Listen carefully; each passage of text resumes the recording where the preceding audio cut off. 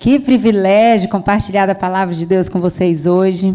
E o meu desejo é que, assim como o Pai já me alcançou com essa palavra, Ele alcance seu coração também.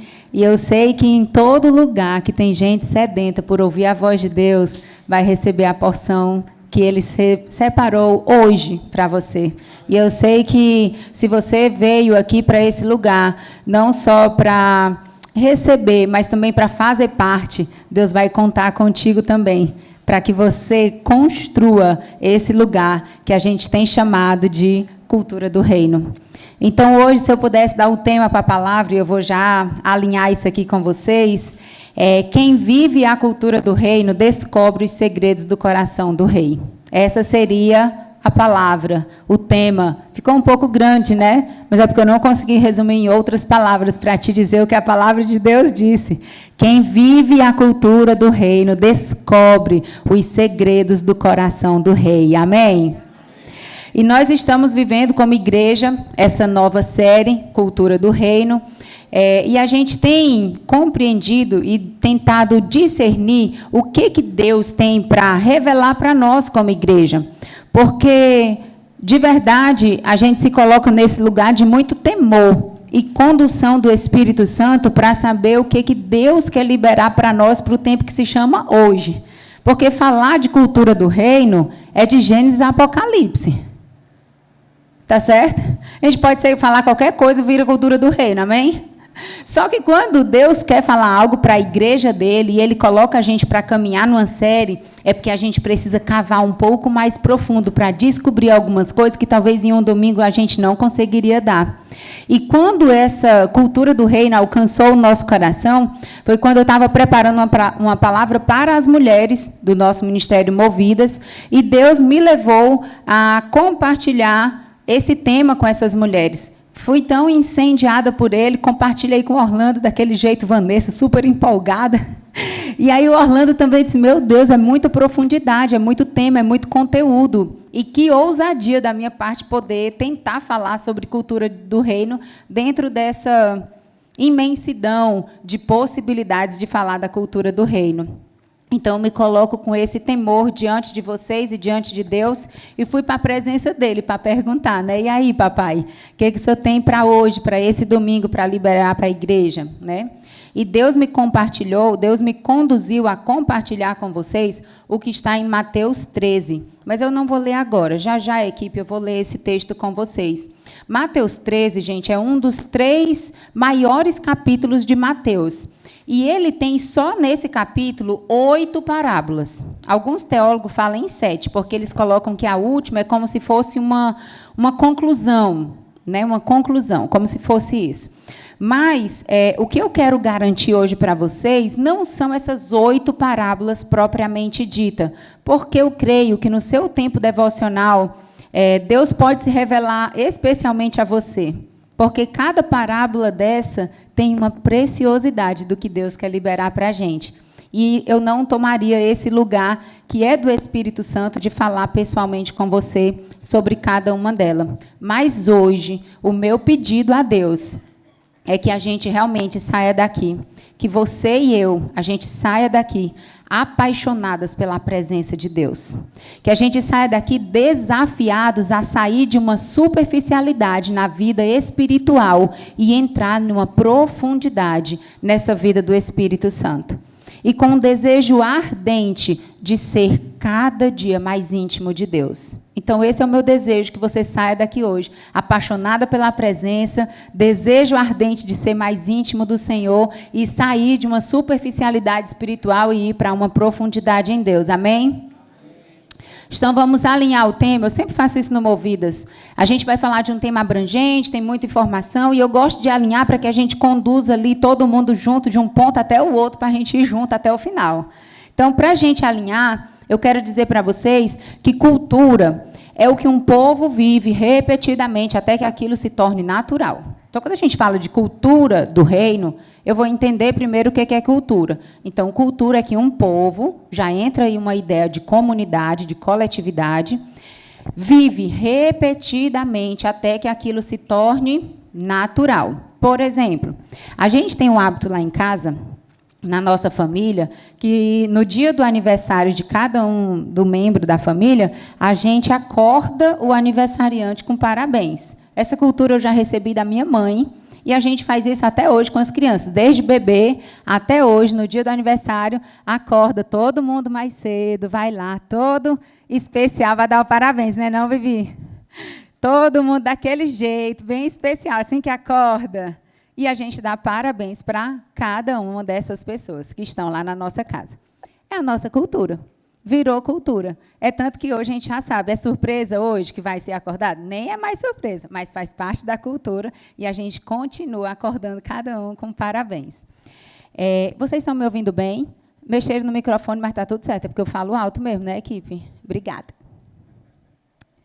Outra coisa que é cultura da nossa família, todo dia, a gente tem pelo menos uma refeição que a gente faz a família todos juntos. E a gente senta à mesa, monta a mesinha, posta, não sei o quê, bonitinho, e a gente tem um momento de oração. Então, a gente sempre sabe que antes do almoço, antes de todo mundo se servir, a gente vai parar e vai orar. Essa é a nossa cultura familiar.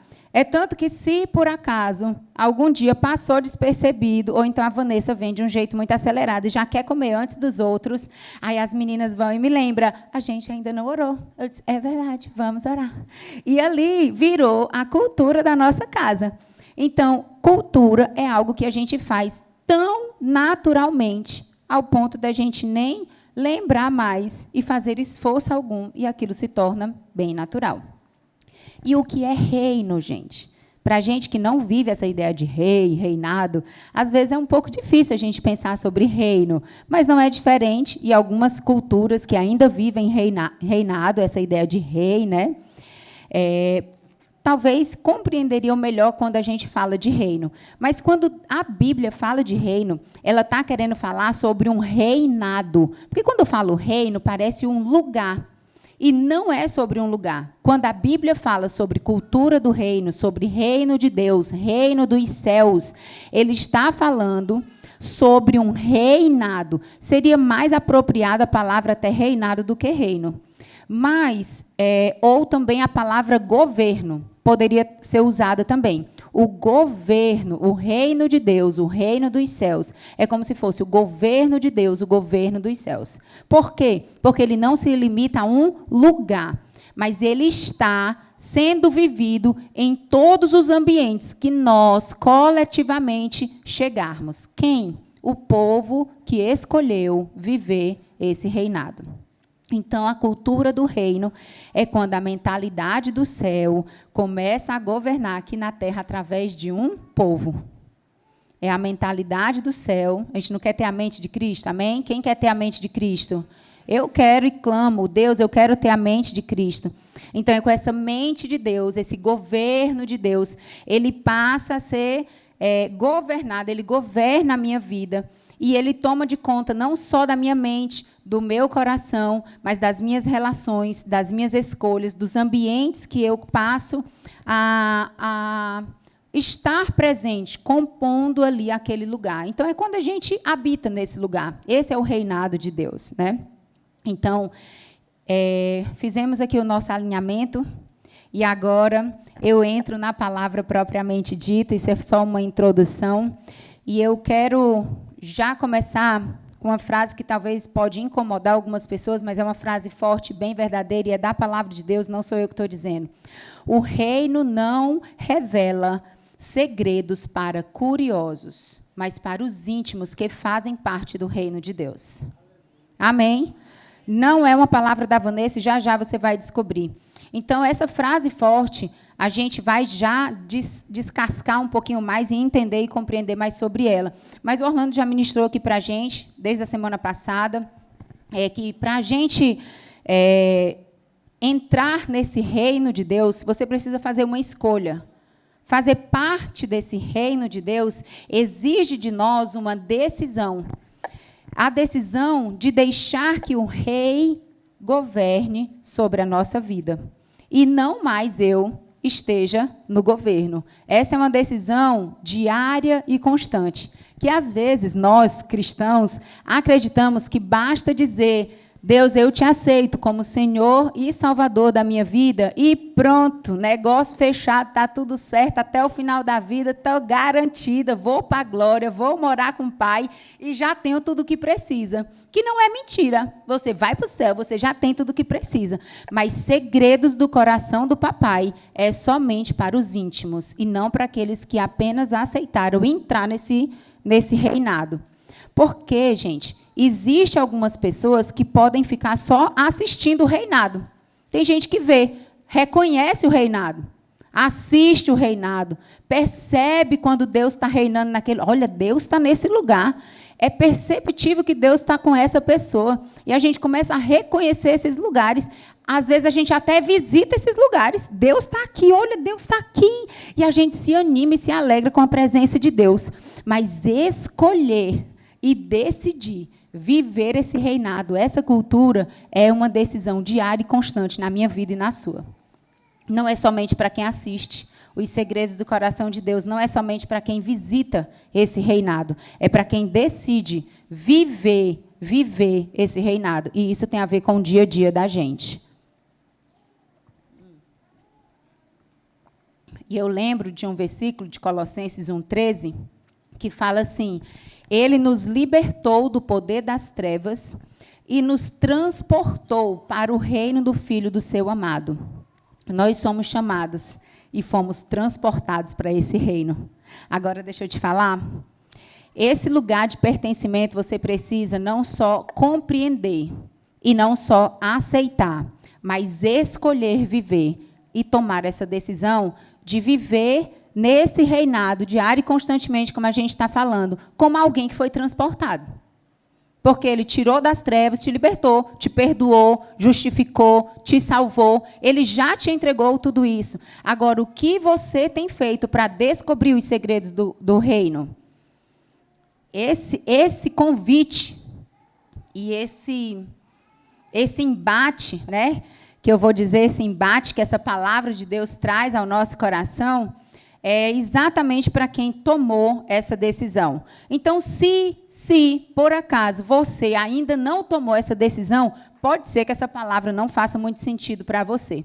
Mas, se você já tomou essa decisão, que quer que esse governo assuma o governo da sua vida diária e constantemente, você precisa compreender o que Mateus 13, 10 e 11 vai falar para o nosso coração. Agora sim, vamos ler a palavra?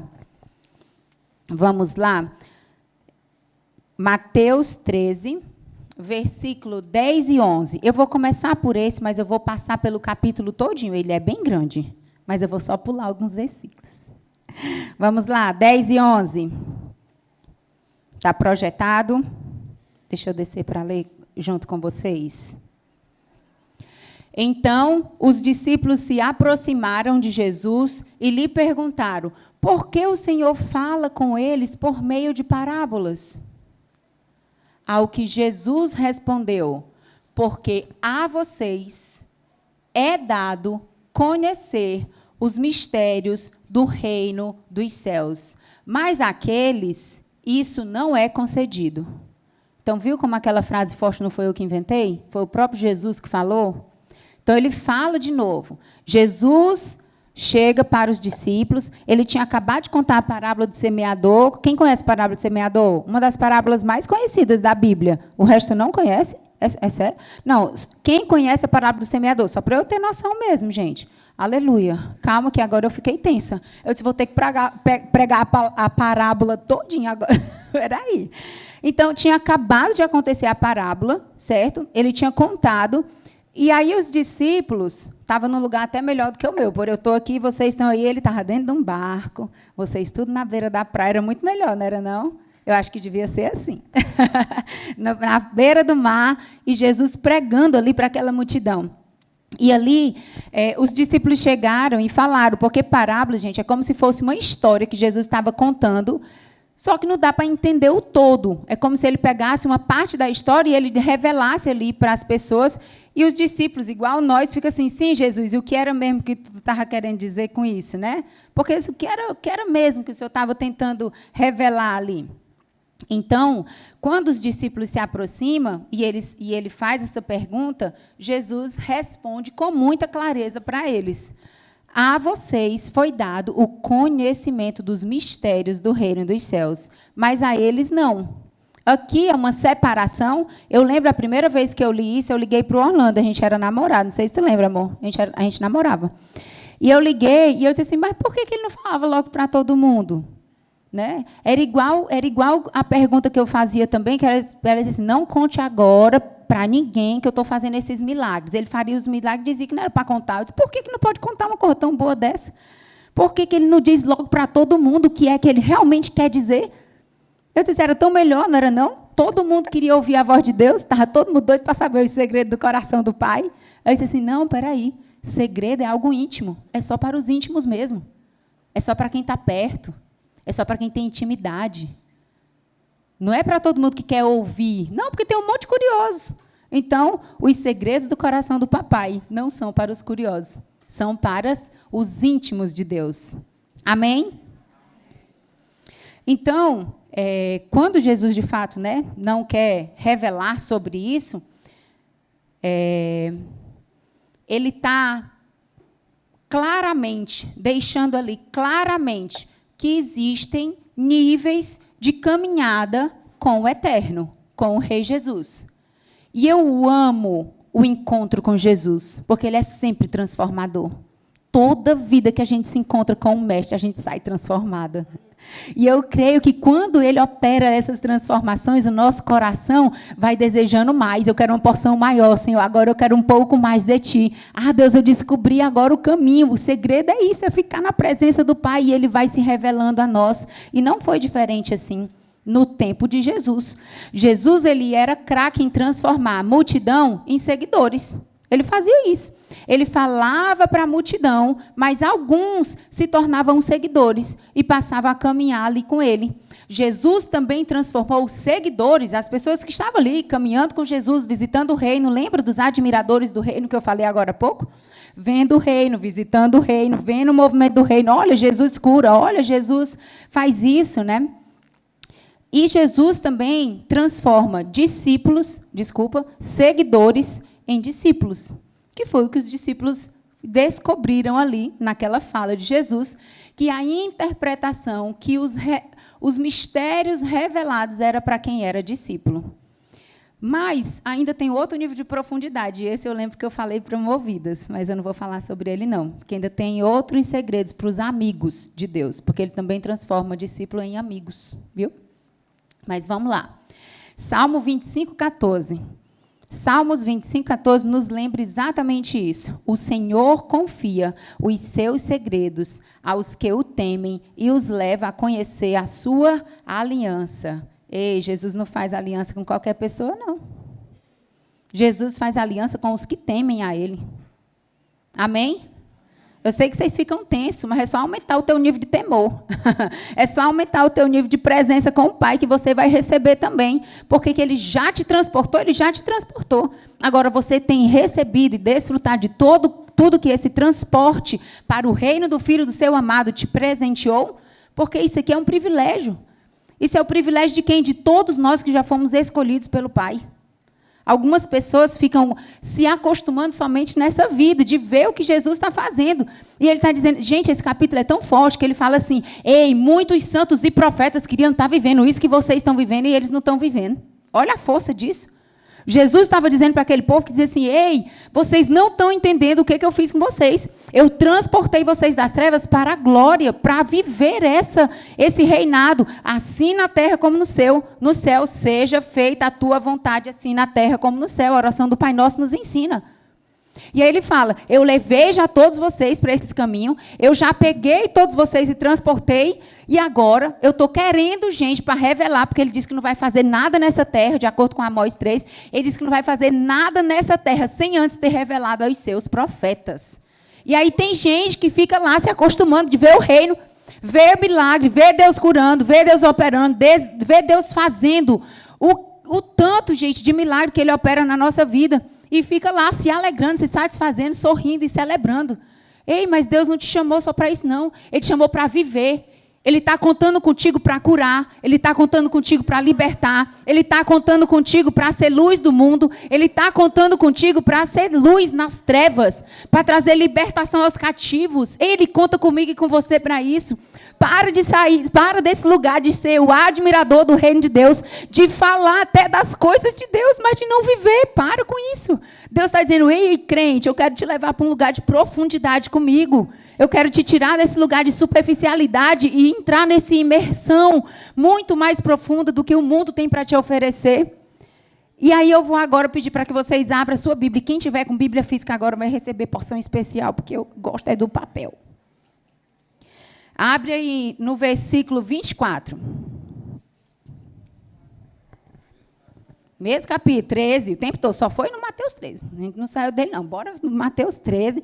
Bota aí no versículo 24. Eu não vou ler, eu vou pular alguns versículos. Vocês vão me acompanhar. Porque Vanessa pregando é assim.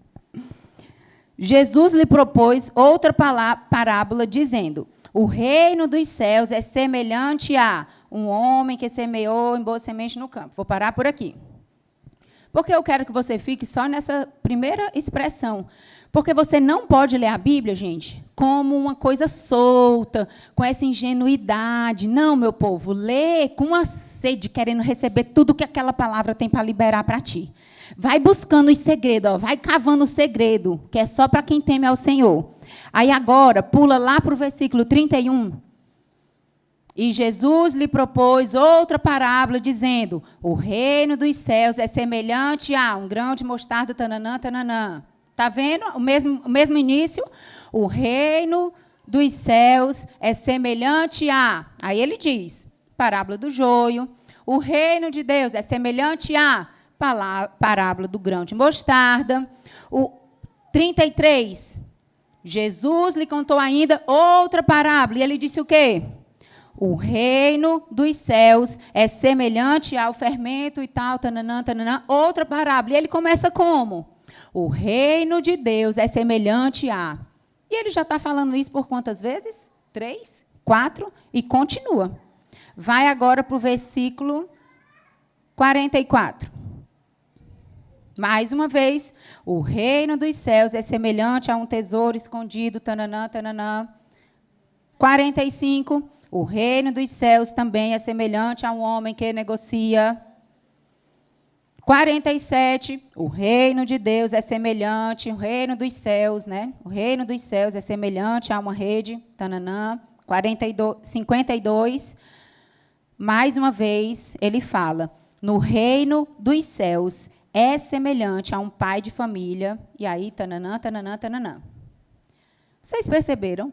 Quantas vezes, em um único capítulo, ele está dando caminho e sinais do que significa o reino dos céus? Gente, isso aqui é muito segredo para ser revelado para nós. Por isso que eu disse, eu não vou entrar em 7, 8 parábolas aqui para ficar falando para vocês o que o Espírito Santo vai revelar para vocês. Mas eu quero abrir os teus olhos para o capítulo todinho e dizer, tem muito segredo do reino dos céus para ser revelado em todo esse capítulo. Leia com dedicação.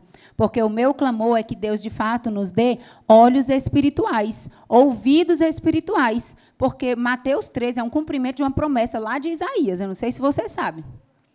Que era exatamente isso. A gente vê, mas não percebe. A gente escuta, mas não ouve. É isso aí. E aí Jesus está lembrando aquele pessoal que por que ele está falando em parábolas? Porque isso é verdade. Tem segredo do meu coração que eu só revelo para os íntimos. E eu quero ser íntima do Pai, amém? Eu quero ser a íntima de Deus, que conhece os segredos do seu coração. E aqui, gente, algumas dessas parábolas, eu vou citar só 3, brevemente. Eu tenho pouco tempo para explanar essa palavra de Deus aqui para vocês. Mas eu coloquei só 3 dessas parábolas, só para a gente ter uma breve compreensão do que Jesus estava querendo explicar para os discípulos. Que olhos espirituais é para discernir espiritualmente. Os seus olhos natural discernem naturalmente. O mundo ordinário é para a gente viver para os dias de hoje, caminhar, ok. Mas se você quer caminhar no mundo espiritual, você precisa ter olhos espirituais para perceber o que a gente não percebe, às vezes, olhando rapidamente. Então, vamos lá. Parábola do semeador. Com os olhos naturais, eu não vou ler a parábola. Eu vou imaginar que vocês já conhecem a parábola, porque eu acho que a maioria aqui já conhece. A parábola do semeador conta a história lá do homem que saiu para semear, e ele pegou uma parte, caiu em lembra? Lá do Mato Grosso? Eu contei essa história na verdade, a gente viveu essa história lá no Mato Grosso, não foi, gente? A gente morava num quintal enorme, a gente tinha uma casa que tinha um quintal enorme, e a gente achou uma abóbora, a coisa mais linda do mundo. A abóbora era tão laranja, gente, tão laranja, que a gente ficou encantado, porque a gente achava que era uma bola, não era de tão linda que ela era, parecia uma bola esculpida. Quando a gente abriu, era uma abóbora. E a gente contou essa história da parábola do semeador para as crianças, vivendo na prática. Então, a gente pegou a semente da abóbora, a gente plantou, jogou ali no meio do caminho, vieram os pássaros e comeram. A gente plantou lá no meio das pedras, e ela cresceu um pouquinho, mas não tinha raiz, e ela morreu. A gente plantou no meio de lugares que tinham os espinhos. Esse foi mais difícil. A gente, na verdade, fez uma filosofia ali, mas a gente não plantou, porque não tinha espinho. E ali a plantinha cresceu, a semente cresceu e os espinhos, né, foram sufocadas ali, aquela semente, aquela árvore que cresceu também findou, mas, enfim, essa semente, que era a mesma semente, encontrou um lugar que era um solo fértil. E, nesse solo fértil, começou a, de fato, ramar, porque eu vi que a abóbora ela não nascia em árvore, ela rama. Gente, era tanta abóbora.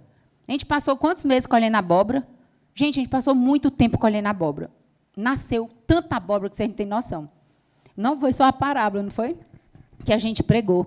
Mas ali, naquele momento, as crianças, eu tenho certeza que elas nunca mais vão esquecer da parábola do semeador, porque foi vivida na prática. E ali eles começaram a colher tantas abóboras, e a gente fez creme de abóbora, a gente fez purê de abóbora, a gente fez abóbora no forno, abóbora cozida, abóbora com gorgonzola, e a gente desfrutou. E tem uma explicação nisso também. Porque na parábola do semeador, se a gente lê somente com os olhos naturais, a gente vai ficar nisso. Solo, semente, homem que saiu a semear e não sei o quê. E a gente conta, a gente até fala. Ela é até legal de contar, ela é bacana de contar.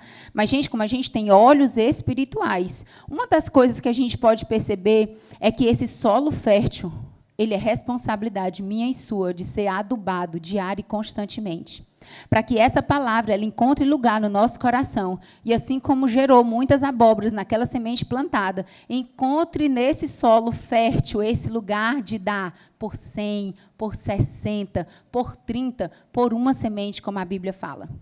Muitas abóboras, muitas abóboras. Senhor, eu quero gerar muitos frutos para a glória do Teu nome. Eu quero gerar muitos frutos para a glória do Teu nome.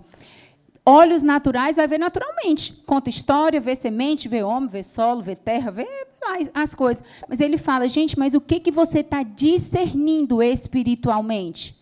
Porque, gente, eu vou antecipar um versículo, porque já foi declarado aqui pelo Orlando hoje. A palavra de Deus ela é viva e eficaz. Ela é mais penetrante do que a espada de 2 gumes. Ela divide juntas e medulas. Ela é apta para o ensino. Gente, é muita nobreza na palavra de Deus. E essa palavra de Deus ela é colocada hoje nas nossas mãos para a gente desfrutar dela diariamente. Então, quando eu escuto uma parábola como essa, eu não posso só ler, gente, e me contentar no que a Bíblia coloca ali só como exemplo prático. Eu preciso discernir o que o Espírito Santo está querendo me dizer. Porque ele vai ter uma porção para você todo dia. Todo dia, todo dia, todo dia. Por isso que é pão nosso. É diário, alimento diário, alimento diário. Quem vive cultura do reino precisa estar todo o tempo submissa a essa dispensação do Senhor, de colocar em nós o desejo de afofar essa terra. Então, eu clamo que o Senhor, de fato, adube e afofe mesmo, de arar a nossa terra no nome de Jesus. Então, mais uma vez, Igreja Casa Viva, na parábola do joio e do trigo, uma outra parábola que é contada ali também, que aos olhos naturais a gente pode estar compreendendo lá trigo, a gente pode estar compreendendo joio, mas quando a gente começa a olhar com olhos espirituais, Deus vai revelando a sua palavra de um jeitinho que a gente precisa entender para o hoje. E sabe o que é precioso? Às vezes, gente, nessa parábola do joio e do trigo, ele fala que o joio representa os filhos do maligno. Ele fala bem claramente. Eu amo Jesus, que ele não tem esse negócio de mesmo. Não, porque os filhos daqueles que não conhecem Jesus, ele não fala assim, não. Fala os filhos do cão mesmo. Ele falou, os filhos do diabo, os filhos do maligno. Ele é claro com isso. Mas ele fala também que o trigo está ali colocando como um exemplo dos filhos do reino. Ele fala, os filhos do reino é como um trigo. E aí tem toda uma explicação. E a parábola diz que ele diz assim, vai colher, aumentou lá o trigo, está nascendo o trigo, e aí junto com o trigo nasceu também algum joio. O joio era como se fosse um capim, vou usar esse nome, não sei dizer outro nome, porque eu não entendo muito de agricultura. Ele era igualzinho o trigo. O trigo, vocês lembram que tem na ceia, né? A gente bota assim na ceia, aqueles negócios de trigo, aquilo ali. Quando nascia o joio, era quase a mesma coisa. Ele disse assim, não, então vamos arrancar o joio, porque o joio não pode ficar perto do trigo, porque vai contaminar o trigo. Aí Jesus, com aquela extrema sabedoria dele, que a gente fica bebendo dessa fonte de sabedoria, ele diz assim, não, peraí, faça isso não. Peraí, é fácil saber quem é joio e quem é trigo. Espera o tempo certo. Eles vão crescer. Você vai observar e você vai ter certeza de quem é joio e quem é trigo, porque o tempo revela. Então, não precisa ficar analisando com julgamento quem é joio e quem é trigo. Não, sai dessa vida de julgamento, porque não cabe a nós. Mas, no tempo certo, vai ser revelado. No tempo certo, você vai enxergar quem são os filhos do reino, como a palavra diz, no versículo 38, mas também você vai conhecer quem são os filhos do maligno. Mais uma vez, quem discerne isso? Somente com olhos espirituais, porque com os olhos naturais, a gente fica lá, palavra, joio, trigo, cresceu, arrancou, queimou, jogou, e fica tentando ter as interpretações. Pause na presença do Pai e peça a Ele para que Ele revele os segredos do seu coração para quem? Para você, que é o filho do reino do seu amado, que foi transportado para o filho do reino do seu amado. E aí, mais uma vez, mais uma parábola do grão de mostarda. Essa parábola é legal de falar, porque o grão de mostarda é um grãozinho bem pequenininho, super conhecida também nas pregações, vários teólogos já pregaram sobre essa palavra, e é um grãozinho bem pequenininho, desprezível até, poderia passar aqui despercebido por nós. Mas ele fala, com os olhos naturais, a gente poderia ver somente isso, grãozinho, pequenininho, desprezível, nananã, e com os olhos espirituais, o que a gente pode discernir? E aí ele fala que, de fato, esse grão tão pequeno, ele pode ser plantado, cultivado, regado, e ele se torna uma árvore frondosa, ao ponto, gente, dos seus próprios galhos, né, servirem de abrigo para que os pássaros venham e façam ninhos nele. Olha que coisa linda! Um grão desprezível aos olhos, mas que passa ali quando é cultivado, quando é regado, quando é colocado no lugar certo. Ele passa a se tornar uma árvore tão frondosa, que os seus ramos servem de abrigos. Eu quero ser essa árvore, gente. Eu quero que os meus ramos sejam suporte para os necessitados. Eu quero que os meus ramos sejam lugares onde pessoas vão se encontrar tão seguras, tão confiantes, que vão fazer ali seus ninhos e vão achar naquele lugar, nos meus braços, nesse lugar de disponibilidade do reino que eu me coloco, um lugar seguro para ser você mesma, para ter ali o seu lugar de gerar o que Deus está gerando em você. Ninhos é lugar de colocar ovos, é lugar de gerar vidas. Olha que tremendo, a gente pode fazer parte disso. Com olhos espirituais, Deus pode abrir teu entendimento e te dar um coração tão desejoso de querer ser tão pequena nesse mundo natural, ao ponto de se tornar absurdamente grande no reino de Deus. E ser ali a possibilidade de ser também ramos, lugar de segurança, conforto, consolo para tantos. para que essas aves ou outras pessoas encontrem em nós esse lugar de segurança para gerar os seus próprios ninhos. No versículo 32. Então, eu entendo que às vezes a gente está cansada, eu entendo que às vezes a gente está assim, a vida está exigindo muito, eu tenho dito isso, né, gente? A vida está exigindo muito, mas essa estratégia nunca mudou. O diabo sempre vai levar a gente para o ativismo. Ele quer distrair, ele quer tirar a nossa atenção. Ele vai tentar com todas as forças dele, porque ele não muda, as estratégias dele é a mesma sempre. Eu sempre falo, ele veio para matar, roubar e destruir. Ele quer matar a tua alegria, ele quer destruir a tua casa. Ele não muda, gente, as estratégias dele. Mas eu quero te animar e dizer o que eu amo, é um dos meus salmos preferidos, é 139 e o Salmo 19 eu amo. No Salmo 19, 7, equipe, pode projetar esse, Salmos 19, 7. Olha o que ele fala sobre a lei do Senhor.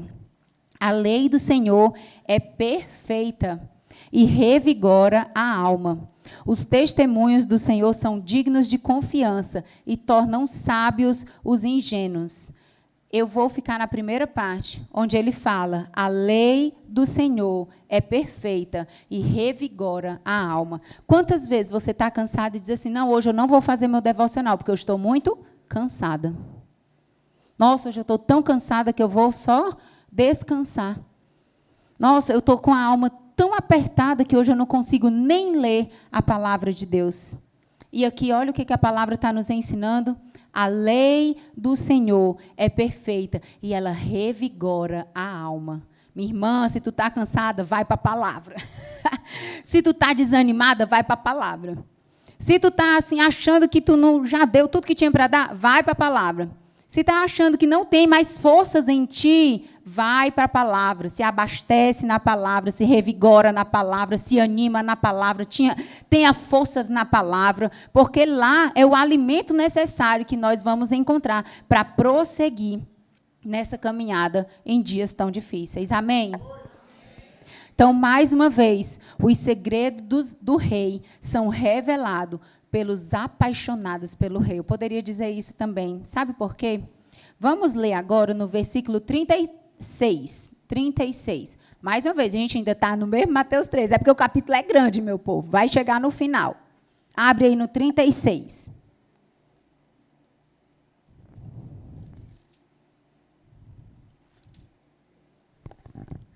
Então, despedindo as multidões, Jesus foi para casa e, aproximando-se dele, os seus discípulos disseram, explique-nos a parábola do joio do campo. Eu vou parar aqui. Porque aqui, mais uma vez eu disse, eu não ia falar das parábolas, eu não disse? Mas eu quero tirar o que esse texto tem de segredo para revelar para nós. Porque quando ele fala assim, ó, os discípulos chegaram perto do mestre, o mestre estava lá, na beira, estava lá dentro do barco, ele entrou no barco, a multidão estava toda de frente para ele. Vai beber água, gritando. Eu disse, gripado. É isso, por isso que o Orlando orou pela minha saúde, meu povo, que eu achei que eu não ia pregar hoje. Mas eu estou aqui para envergonhar o cão, para dizer para ele, perdeu. Então, quando os discípulos estavam lá, junto com a multidão, Jesus estava pregando dentro do barquinho para eles, eles estavam lá, tudo ouvindo a palavra do mestre, todo mundo curioso e tal, e a multidão saiu e ficou satisfeito pelo que recebeu. Ele liberou a porção, liberou, foi massa, a galera entendeu, pregou um monte de parábolas, saiu de lá todo mundo assim meio se perguntando, mas meio que entendendo, e foram todo mundo para casa. Os discípulos fizeram o quê? Os discípulos correram para o papai. Ei, Jesus, o que era que tu estava querendo dizer mesmo com aquela parábola do joio? Que eu não entendi, foi nada. É tipo nós, na presença de Deus, discípulo. Diz assim, Senhor, fala com palavras diferentes, porque a tua filhinha, Vanessa, não conseguiu entender o que tu estava querendo me dizer. Intimidade com o pai é isso. É você ter sabedoria para fazer as perguntas certas. Quantas vezes a gente fica assim, gente, eu não sei mesmo o que foi, o que eu tenho que fazer. É na presença do Pai, gente, que vai ser revelado. É lá na presença do Pai que Ele te dá segurança, que Ele te dá direção, que Ele te dá confirmação, que Ele te dá orientação. Ele não é luz para o caminho? Pois na hora da dúvida, não age. Para na presença do Pai e diz assim, ei, Deus, o que era mesmo que tu estava querendo me dizer, que eu ainda não estou entendendo. Tem a humildade que o discípulo tem de perguntar. Aqui os discípulos fizeram o quê? Ele, em vez de sair com toda a multidão, eles foram para a presença do papai. Eles foram para os pés de Jesus e disseram assim, Jesus, nos explica o que essa parábola tem para nos ensinar. Quantas vezes você tem feito isso na presença de Deus no dia a dia? Quantas vezes? Você tem ido para a presença de Deus e tem dito assim, Senhor, me revela o que o Senhor tem para hoje, para a minha vida. O que hoje eu tenho que fazer lá no meu trabalho?